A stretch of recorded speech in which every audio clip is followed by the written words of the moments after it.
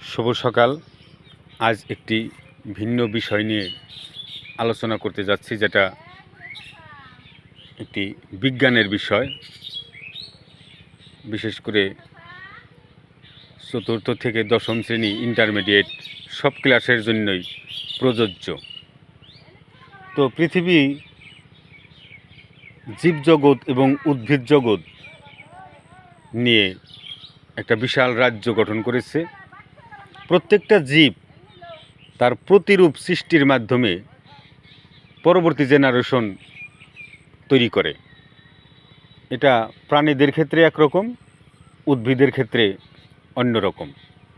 প্রাণীদের ক্ষেত্রে বিভিন্ন প্রক্রিয়ায় যৌন প্রজননের মাধ্যমে প্রজন্ম তৈরি করে, আর উদ্ভিদরাও প্রজন্ম তৈরি করে, সেটা একটু ভিন্ন।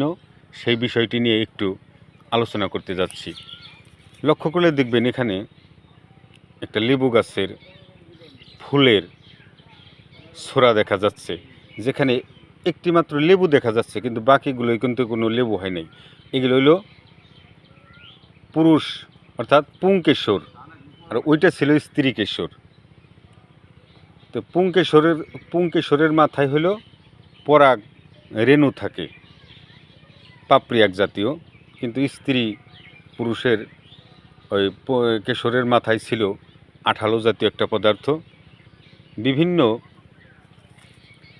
পোকার মাধ্যমে, ওই যে দেখতে পাচ্ছেন পোকা, ও এই পুরুষের পুংকেশরের মাথার পাপড়ি নিয়ে স্ত্রী কেশরের মাথায়ও সে যাবে, সেখানে সে ঘোরাঘুরি করবে, এবং এই পাপড়িগুলো তো তার শরীরে লেগে আছে। এই পাপড়িগুলো স্ত্রী কেশরের মাথায় যে আঠা জাতীয় যে পদার্থটা আছে তার সাথে ও স্পর্শ করবে। স্পর্শ করার পর ওই পুংকেশরের পরাগ যে রেণুটা, সেইটা সূক্ষ্ম একটা নলের মাধ্যমে স্ত্রী কেশরের গর্ভমুণ্ডে প্রবেশ করবে। এভাবেই সেখানে পরাগায়ন ঘটে একটা ফলের সৃষ্টি হবে। এটাই আমি আপনাদেরকে বোঝাতে চাচ্ছি। তো এটা বাস্তব উদাহরণ। ওই যে একটা পোকা দেখা যাচ্ছে কালো, ও এখানে মধুর জন্য ঘুরতেছে, কিন্তু মধুর জন্য ঘুরতে এসে সে বিশাল একটা ভূমিকা পালন করতেছে এই জীবজগতের উপর। সেটা আমরা তো আসলে লক্ষ্য করি না, কিন্তু লক্ষ্য করতে হবে। আর একটা দেখুন, ওই যে একটা, এখানেও ঠিক তাই ঘটছে। পুংকেশরের পরাগ রেণুটাকে সে স্ত্রী কেশরের রেণুর সাথে মিলিয়ে দেওয়ার জন্য স্রষ্টাই এ দায়িত্ব মনে হয় ওকে দিয়েছে। এই পরাগায়নটা যে শুধু ওদের মাধ্যমে হয় তা না, বাতাসের মাধ্যমেও ঘটে। যেমন ধান গাছ, সেখানে বাতাসের মাধ্যমে এই পরাগায়নটা ঘটে থাকে। এভাবেই ফলের সৃষ্টি হয়, ফল থেকে বীজ, বীজ থেকে আবার পরবর্তী উদ্ভিদের জন্ম। এভাবেই উদ্ভিদ জগৎ টিকে আসছে। এটাই আমি বোঝাতে চাচ্ছি।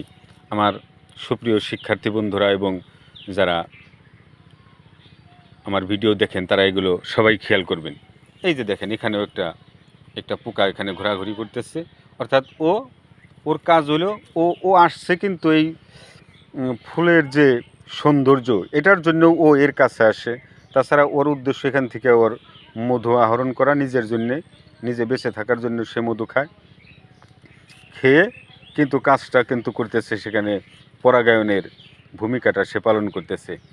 এটা আমি দেখানোর চেষ্টা করতেছি, তো আপনারা একটু দেখবেন। এবং বাচ্চারা এটা দেখলে ওদের যে উদ্ভিদ জগতের যে বিস্তারিত বিষয় আছে ওগুলো ও ভালো বুঝবে, পরাগায়ন বলতে কি বোঝায়। তো আমি চেষ্টা করলাম দেখানোর জন্য।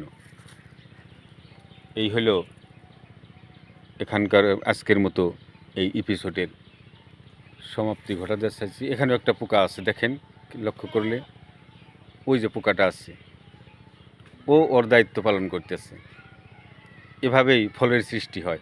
অর্থাৎ পুরুষ পুংকেশর, এখানে কয়েকটা কেশর আছে, দেখেন, একটা, দুইটা, তিনটে, সবগুলোই কিন্তু ফল হবে না। এখানে পুরুষ ফুলও আছে, মহিলা ফুলও আছে। ওই পুরুষ ফুলের মাথায় যে পাপড়িটা, সেটা স্ত্রী ফুলের মাথায় আঠা জাতীয় পদার্থ আছে, সেটার সাথে যখনই স্পর্শ হবে, কারণ ও সবটার ভিতরে ঘুরবে, ওর সাথে ওই পুরুষ ফুলের পরাগ রেণুটা লেগে যাবে, তখন ও আবার যখন স্ত্রী ফুলের গায়ে বসবে, ওই পরাগ রেণুটা স্ত্রী ফুলের মাথায় যে পাপড়ি এই কেশরের মাথায় যে আঠা জাতীয় পদার্থ আছে সেখানে ওইটা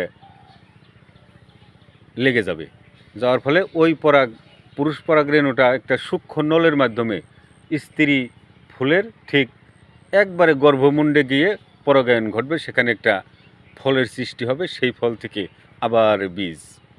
খুদা হাফেজ। তাহলে আজকের মতো এখানেই রাখি, আপনারা দেখবেন কিন্তু।